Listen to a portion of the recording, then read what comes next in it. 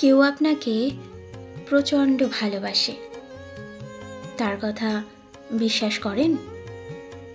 অবশ্যই করা তো উচিত, কিন্তু মনে রাখবেন, ভালোবাসা মানুষের কথার থেকে কাজে প্রকাশ পায় বহুগুণ।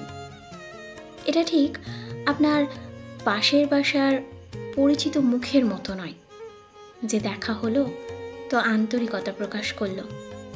এটা তো ফিল করানোর বিষয়। আর এসব ক্ষেত্রে মানুষের এফর্টস কখনো মিথ্যা কথা বলে না। তাই এরপর থেকে ভুল করেও মানুষের মুখের কথায় গলে যাবেন না। একবার হলেও মন থেকে চিন্তা করে দেখবেন,